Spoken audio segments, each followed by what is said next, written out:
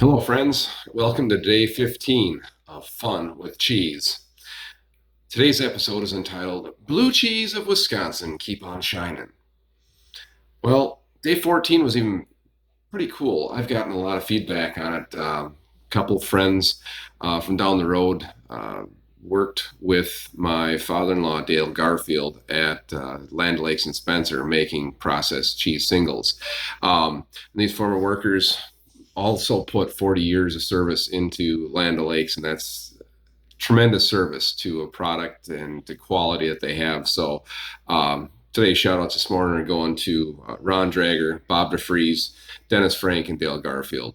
Thank you for putting your years into making our government cheese, as you like to call it, for our institutions of higher learning and our school lunch programs and things like that. Today's hat, Wada's Holsteins, goes out to a good friend of mine, Todd Reith, who this was his herd in college, and make sure that he did a lot of marketing through the college, through getting us all hats and things. And also, we do a lot of safety programs at Auburndale High School for our Food for America Farm Safety Day program. We get shirts and have a different slogan every year. This past year was safety first, so you last. And with spring planting season coming up and things like that, I want you guys to be mindful of the farmers on the road, long hours they're putting in, and you guys in the fields be extra careful as well.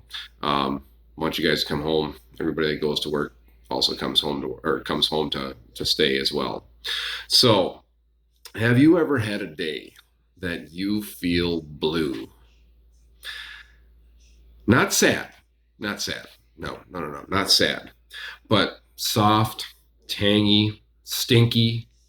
Well, that's our cheese for today. And that's what blue is all about.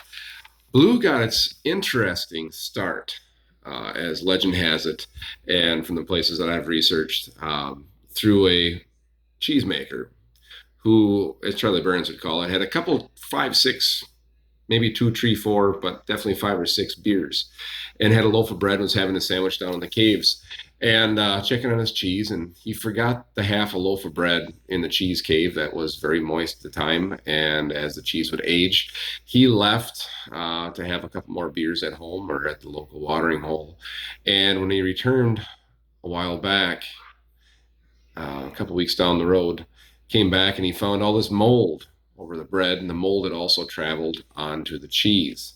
Not wanting to waste any product, he tried the cheese, and it was stinky, it was tangy. It had a good flavor though, and he thought, how can I recreate this? So if you're thinking you know what you know about bread and mold, they isolated the mold that was growing, and they called penicillium, which is used to make penicillin. So this mold is what is now injected into the cheese. So they take a base cheese and then they inject the mold with needles into this cheese, and they call it a blue vein cheese. So what you remember from our other talks, so we inject the mold in the cheese, we then put some sort of seal around it, whether that would be a cheesecloth or a plastic or whatever, and we put it into a controlled environment and we let that mold grow.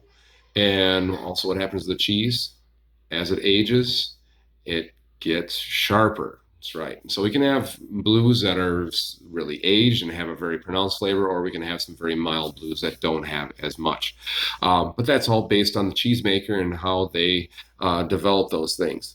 So where do we go for blue cheese around here? Who's the king of blue? Well, luckily we have it right here in Wood County. The Wisconsin Cheese Factory over there on County H and North Road in Auburndale is the premier blue manufacturer, like real blue, in central Wisconsin and in Wisconsin itself. They're one of the largest manufacturers of blue. But you won't find Wisconsin cheese on it. They do a lot of private labeling.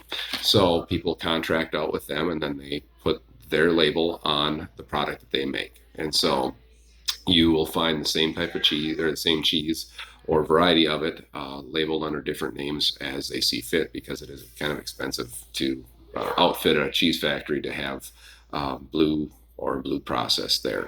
So I have another couple of things that we can do with it. And I know that my neighbor kids up the road, I know the Hankey kids, I know Marvin, especially his mom told me that he doesn't like cheese.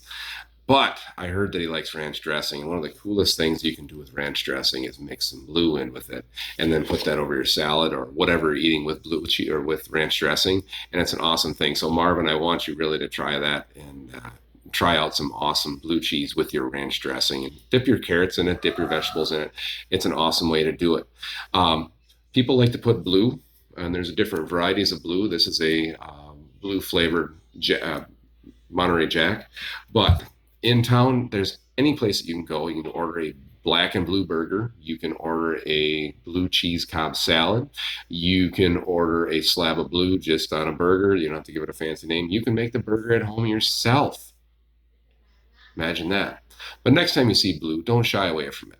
He's kind of a tangy, stinky fellow, but he's pretty cool to hang out with and really cool to get crazy with. So remember, as we always sign off, cheese is milk's step into immortality. And these days, more than ever, please support your local dairy farmers. Buy some milk, buy some cheese, buy dairy. It's good for you. It's good for your kids. You can get really crazy with it. WisconsinCheese.com if you're lacking some creativity in the kitchen and you want to check some stuff out. Cheese.com if you want to find some really cool stuff out that way. Know where your milk comes from. That website there, you can find out what state your milk is coming from and things like that. Support your local dairy farmers. We need you more than ever, and they need you more than ever. So, you guys have a good night. I'm having fun doing this. I hope you're enjoying. Have a good night. Take care. Bye.